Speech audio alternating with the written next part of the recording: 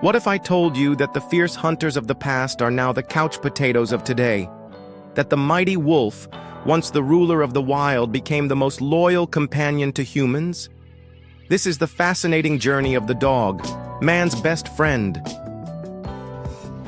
To understand the dog's origins, we must go back over 20,000 years, to a time when humans were still hunters and gatherers.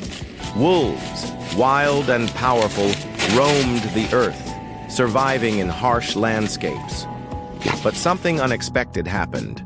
A few of these wolves started lingering around human settlements, drawn by the scent of food scraps. Over generations, the tamest wolves became closer to humans, and a mutual bond formed. These wolves helped humans hunt, guarded their camps, and in return, they got food and protection. This was the first step toward domestication.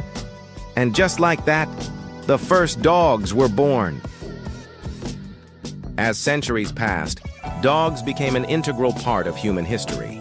In ancient Egypt, they were revered as sacred beings. The god Anubis, the protector of the dead, had the head of a jackal, a close relative of the dog. The Vikings relied on them as war companions. In ancient China, the Pekingese dog was considered royalty, only owned by emperors. Every civilization that rose and fell had one thing in common: dogs by their side. But as humans evolved, so did dogs. We selectively bred them for different jobs: speed, strength, size, or companionship. The mighty wolf transformed into everything from the tiny Chihuahua to the massive Great Dane. But as humans evolved, so did dogs. We selectively bred them for different jobs: speed, strength, size, or companionship.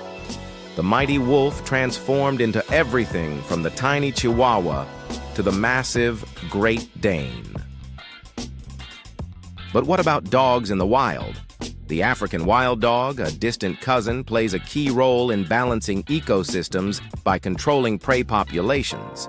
Meanwhile, in places like Australia, feral dogs, or dingoes, are apex predators that help maintain biodiversity.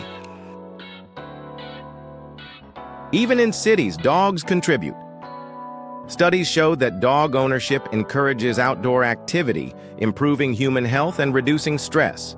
In a way, they've become emotional ecosystems of their own. But not all dogs are lucky. Today, millions of stray dogs struggle to survive in cities. Many face abuse, neglect, or abandonment. Puppy mills mass-produce dogs for profit, often in inhumane conditions. And then there's the issue of overbreeding. Some breeds suffer severe health problems because of extreme selective breeding, like pugs with breathing issues or German shepherds with hip problems.